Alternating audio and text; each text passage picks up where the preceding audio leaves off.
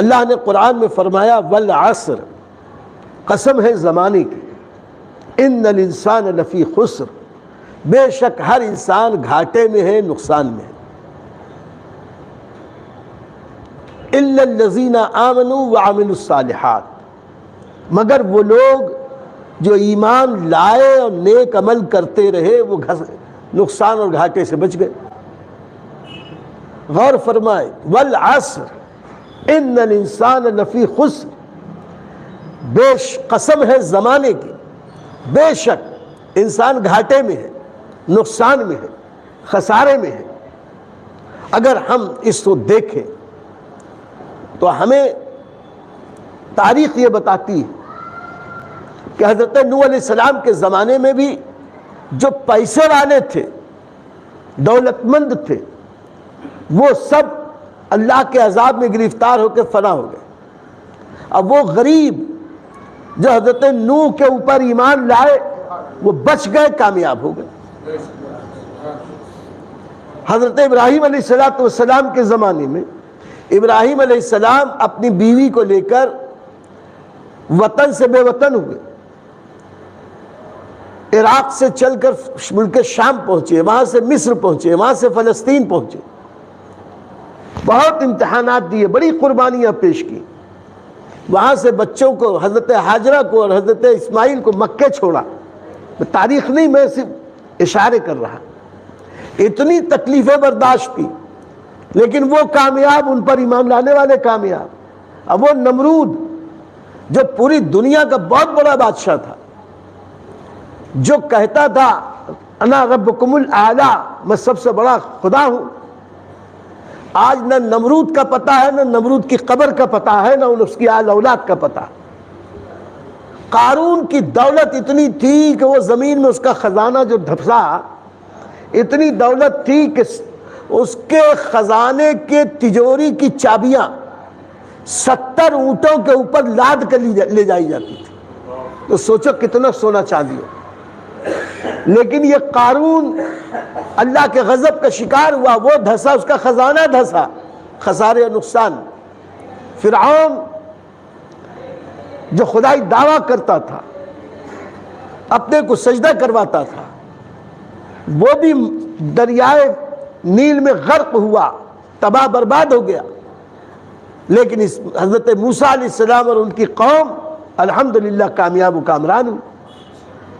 اور آخر میں نبی اکرم صلی اللہ علیہ وسلم کے زمانے میں حضرت بلال حبشی، حضرت عمار ابن یاسر، حضرت بی بی سمیہ، حضرت یاسر، حضرت زنیرہ، حضرت فقیہہ، حضرت خباب ابن عروت، حضرت صہیب رومی، سلمان فارسی اور دیگر بہت سارے غلام صحابہ، بہت غلام تھے، بہت غریب تھے، نبی کے اوپر ایمان لائے، سارے عالم پہ چھائے۔ اور ابو جہل، ابو لہب، عتبہ، شیبہ، ولید بن مغیرہ، مطعم بن عدی، زمعہ بن اسود، ابو البختری، یہ مکے کے سب پیسے والے لوگ تھے، بڑے بڑے امیر کبیر لوگ تھے۔ ایمان نہ لائے، سب مر گئے، مٹی میں مل گئے، جہنم میں دھسے۔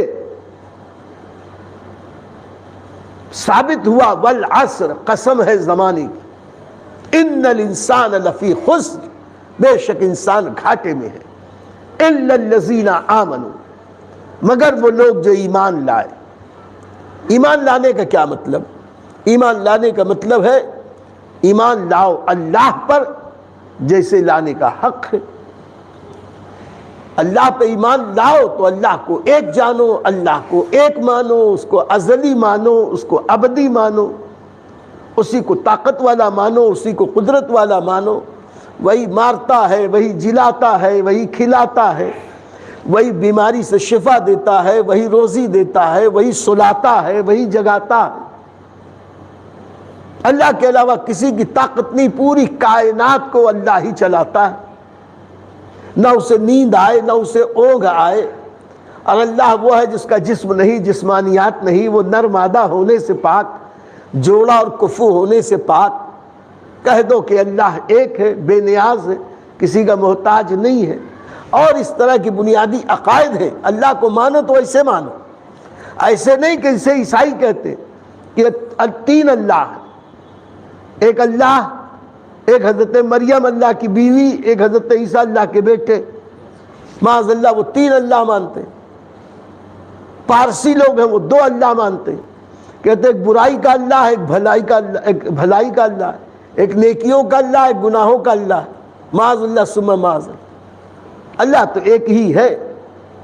اتنی ان کو عقل نہیں کہ اللہ کو ایک ماننا چاہیے۔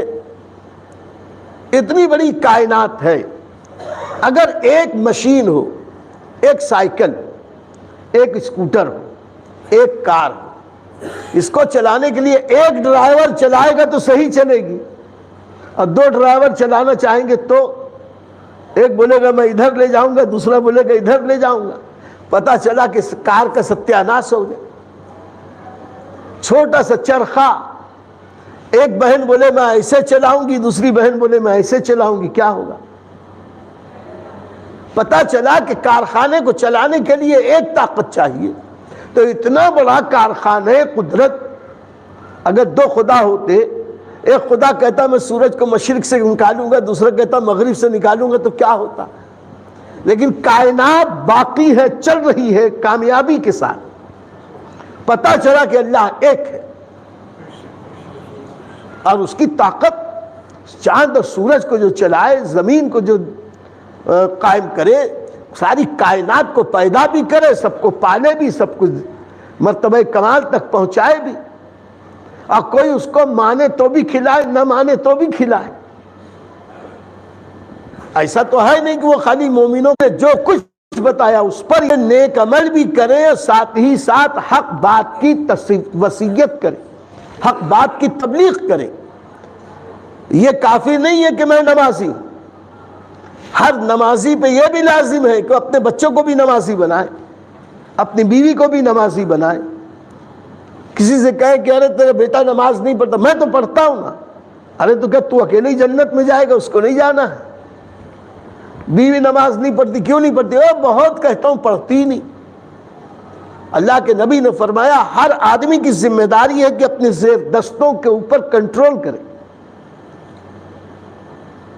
یہ کہہ کے کام نہیں چلے گا میں تو کرتا ہوں نا، ہمیں بھی نیک بننا ہے اور اپنے آس پاس والوں کو بھی نیک بنانا ہے۔ وہ تواصوا بالحق، حق کی تبلیغ کریں۔ اسی کو فرمایا قرآن میں بہت واضح لفظوں میں، اللہ نے ارشاد فرمایا کہ اے ایمان والو، اپنے آپ کو بھی جہنم کی آگ سے بچاؤ اور اپنے اہل و عیال کو بھی جہنم کی آگ سے بچاؤ۔ قوا انفسکم واہلیکم نارا، اپنے آپ کو بھی جہنم کی آگ سے بچاؤ، اپنے اہل و عیال کو بھی جہنم کی آگ سے بچاؤ۔ یہاں تو تم چاہتے ہو کہ تمہارے بچے کو سگریٹ کا چٹکا نہ لگے، اگربتی کا چٹکا نہ لگے، تم یہاں چاہتے ہو کہ تمہاری بیوی اور بچی وہ ننگے پیر نہ چلے، اس کو کہیں زخم نہ لگ جائے، تو کیا اس کو آوارگی کے لیے چھوڑ کے، نماز روزے کی پرواہ نہ کر کے چھوڑ کے ایسا کرنے کی اجازت دو گے کہ کل میدان محشر میں تپتی ہوئی تانبے کی زمین پر وہ ننگے پاؤں جب دوڑیں تو ان کو چھالے آ جائیں؟ کیا تم یہ پسند کرو گے کہ تمہارے وہ بال بچے، تمہارے وہ بھائی بند کہ جن کے لیے تم اپنے دل کا ٹکڑا نکال کے پیش کر دیتے، منہ کا نوالا نکال کے پیش کر دیتے، یہ پاپی رہے، گنہگار رہے، میدان محشر میں جب پلسرات پہ سے جائیں کٹ کٹ کے گریں، کیا یہ پسند کرو گے؟ تو اللہ فرماتا ہے قوا انفسکم واہلیکم نارا، اپنے آپ کو بھی جہنم کی آگ سے بچاؤ اور اپنے اہل و عیال کو بھی جہنم کی آگ سے بچاؤ۔ اسی کو کہا وتواصوا بالحق، کہ ایمان لانے کے بعد نیک عمل بھی کرتے رہے۔ یہاں ایک بات اور کہتے ہیں، آج بہت سارے ہمارے سنی بھائی کہتے ہیں ارے ہم لوگ سنی ہیں نا، جنت تو ہمارے ابا کی، ارے کیا نماز روزہ ہے نا، سرکار شفاعت فرمانے والے ہے نا، اللہ کی رحمت سب بخش دے گی۔ جب اللہ کی رحمت پہ اتنی بھروسہ ہے تو دنیا میں اتنا گورکھ دھندا کیوں پھیلاتے ہو؟ گھر میں پڑے سوئے رہو، اللہ کھلائے گا پلائے گا، مت محنت کرو، مت کمائی کرو، مت مزدوری کرو، اللہ کھلائے گا۔ تو یہاں دنیا کا برتنے کے لیے تو خود محنت کر رہے ہو، دوڑ رہے ہو، اور وہاں کے لیے کہتے ہو اللہ جنت دے دے گا۔ اللہ فرماتا ہے خسارے اور نقصان سے بچنا ہے تو ایمان لاؤ، یہ پہلی شرط، اور ایمان کے ساتھ ساتھ وَعَمِلُوا الصَّالِحَاتِ نیک عمل کرو، نماز پڑھو، روزہ رکھو، فرائض و واجبات کی پابندی کرو۔ یہ بول کے کام نہیں چلے گا، مسلمان ہے نا اللہ بخش دے گا، یہ روزے نماز سے ہم کو جنت ملنے والی نہیں، سن لو یہ میرا بھی عقیدہ، لیکن یہ روزے نماز، حج، زکوٰۃ، فرائض، واجبات، سنتوں کی پابندی، اس سے اللہ ہم سے خوش ہوگا۔ جب اللہ خوش ہوگا تو اپنی رحمت سے ہم کو جنت عطا فرمائے۔ اس بھرم میں مت رہنا کہ نماز پڑھ رہا ہوں اللہ مجھ کو جنت دے۔ بہت سارے لوگ آتے ہیں ہمارے پاس، حضرت میں اتنی نماز پڑھتا ہوں، اتنا وظیفہ پڑھتا ہوں، ساری تکلیفیں ہی نہیں ختم ہوتی، یہ تکلیف وہ تکلیف، اتنا وظیفہ پڑھتا ہوں، یہ وظیفہ پڑھتا ہوں، فون بھی کرتے ہیں حضرت اتنے بار درود شریف پڑھتا ہوں روزانہ، اتنی بار یہ وظیفہ پڑھتا ہوں، اتنی بلا تکلیفیں نہیں دور ہوتی۔ اس کا مطلب تو وظیفہ اس لیے پڑھتا ہے کہ تکلیف دور ہو۔ ارے تو آج سے ساری نیکیاں اس لیے کر کہ اللہ خوش ہو، اللہ خوش ہو، پھر دیکھ کیسے اللہ تعالیٰ تیرے اوپر رحمت کی بارش برساتا ہے۔ خیر، عرض یہ کرنا کہ نیک عمل یہ بھی ضروری ہے۔ پھر نیک عمل کرنے سے آدمی بری ذمہ نہ ہوگا، وَتَوَاصَوْا بِالْحَقِّ، حق کی تبلیغ کرو، سچی بات لوگوں کو سکھاؤ، سمجھاؤ، اور تبلیغ اپنے گھر سے شروع کرو۔ یہ نہیں کہ باہر تو تبلیغ کرو، گھر کے اندر معلوم پڑا کہ سب پولم پول ہے، تو اپنے گھر سے تبلیغ شروع کرو، اپنے آپ سے تبلیغ شروع کرو، اپنے آپ کو دیکھو کہ ہمارے اندر کیا خرابی ہے۔ وَتَوَاصَوْا بِالصَّبْرِ، اور جب حق پر عمل کرنے لگو گے، نیک کام کرنے لگو گے، تبلیغ کرو گے تو کچھ امتحان ہوگا، کچھ تکلیف آئے گی۔ جب تکلیف آئے گی تو تکلیف پہ سینہ مت پیٹو، ماتھا مت پیٹو، لوگوں کی شکایت مت کرو، مرے مصیبت، ارے مصیبت، آئے مصیبت۔ وَتَوَاصَوْا بِالصَّبْرِ، اور صبر کی تلقین کرو۔ جب بھی آدمی نیک کام کرے گا، نیکیوں کی طرف بڑھے گا، امتحان شروع میں ہوگا، تکلیف آئے گی، اس پر تکلیف پہ صبر کرو گے تو ان اللہ مع الصابرین، بے شک اللہ صبر کرنے والوں کے ساتھ۔ تو ہمیں چاہیے کہ ہم ایمان والے بنیں۔ ایمان والے بننے کے لیے اللہ کو مانے جیسے ماننے کا حق ہے، رسول اللہ کو مانے جیسے ماننے کا حق ہے، قرآن کو مانے جیسے ماننا چاہیے، اس کے فرشتوں کو مانے، اسلامی تعلیمات کو مانے، قرآن اور حدیث کو مانے۔ لیکن افسوس اس کا ہے کہ نہ ہمیں قرآن کی تعلیم ہے نہ حدیث کی تعلیم۔ اس لیے اس وقت کو غنیمت جانو کہ میں